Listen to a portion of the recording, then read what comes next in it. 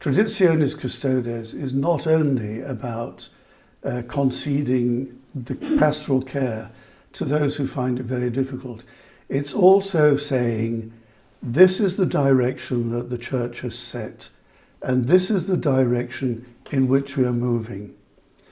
This is the direction that the Holy Father and the Church is moving. What is that direction? Suppression of the traditional Latin Mass and the other 7 sacraments.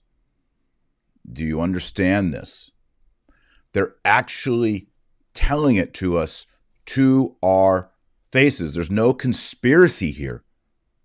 They're telling you. And when you look at the practice of Cardinal Cupich in Chicago, you look at Cardinal Nichols at Westminster, London, it is in our face. They are not hiding it. It was clearly the case from the questionnaire that the Holy Father put out through the Congregation of the Doctrine of the Faith, was that this was not simply now caring for those who found it difficult, but this was actually promoting the liturgy that existed before the Council. Did you hear that? That's important. He was saying, it became clear to Francis, to himself, to others, that this wasn't just accommodating pastorally people who couldn't move on. And they always like to make it sound like it's a bunch of elderly people who loved the old ways of their youth, when in fact, the audience, the movement is very young.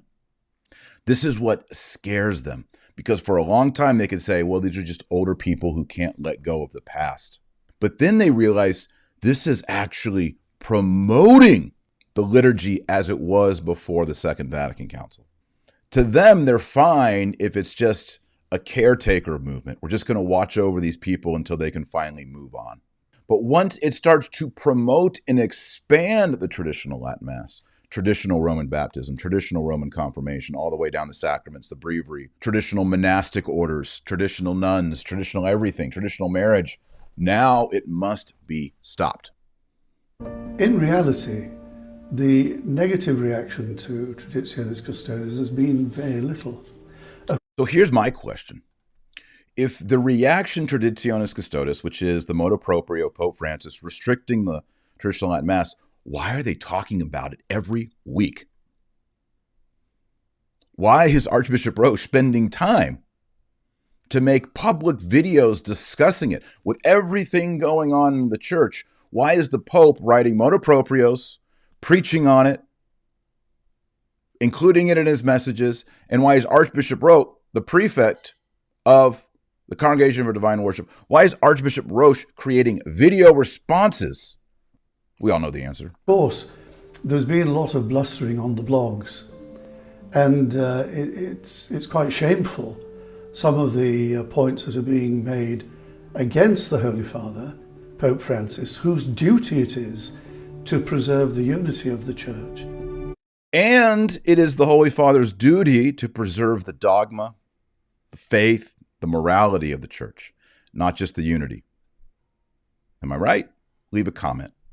The vast majority of bishops of the world, they've both greeted the Pope's call back to the Council and also to the unity of the Church with open arms, and are very much behind what the Holy Father is saying. The vast majority of bishops at one time were Arians. I'll tell you this, that if people don't take what the successor of Peter, who has the keys to bind and to loose, if they don't take seriously what he, after having received from the Second Vatican Council the mandate to do what we are presently doing, then that is a... Wait, there was a mandate to do what you're doing right now? Then that is a very serious decision that people are making. And if that forms division and creates disharmony, that is a very, very serious matter. Now, here's the problem with the Novus Ordo theology. He's saying, look, if you're resisting the Pope Francis's call to remove, eradicate traditional Latin Mass and traditional sacraments throughout the world, if you're resisting that, that is a very serious thing. He uses the word serious. It's very serious. I want to know how serious it is, Archbishop Roche, Your Excellency. I would like to hear, if it's so serious, I would like to hear you or Pope Francis say that we are in schism. We are in heresy. We are excommunicated. We are damned. But no, they won't use the language of Catholic prelates because they subscribe to the documents of Vatican II. All they can do is wag their finger and say, that is very serious indeed. Very serious. How serious is it? How serious? Is that the only thing you have to say to traditionalists who beg you, who pray for you?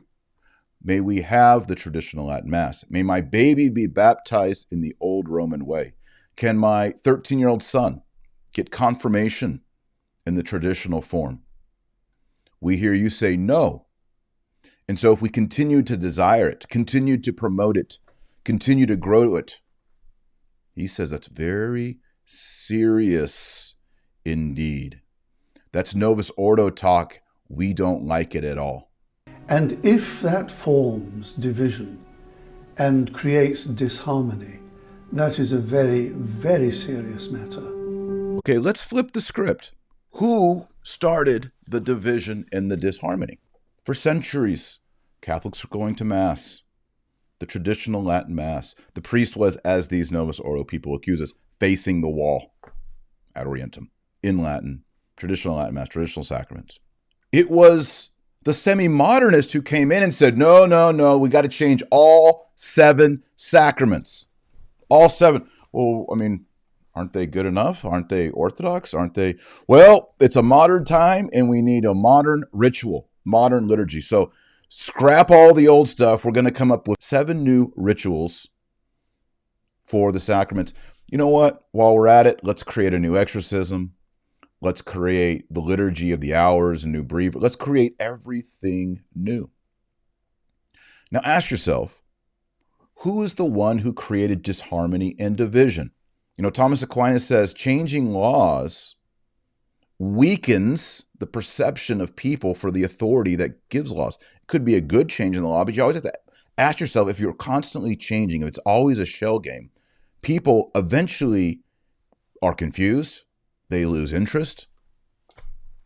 And that's precisely, sadly, that's precisely what we saw in the years and the decades following the 1960s. It's undeniable. And you can go and you can preach that it was a new springtime and a new Pentecost and all this, but it was not. It most certainly was not. You can even canonize every pope since 1958 to make your case. But it's still, sadly, convents empty, closed, monasteries empty, closed, seminaries less and less enrollment. Archbishop Roche is saying that the Mass as was celebrated before the council is not providing the direction that Pope Francis wants to go. So what that shows us is that the pre-conciliar, the pre-Vatican II way of being Catholic is not the direction that Francis wants to go in the way that Archbishop Roche wants to go. It's a self-own. It's a self-confession.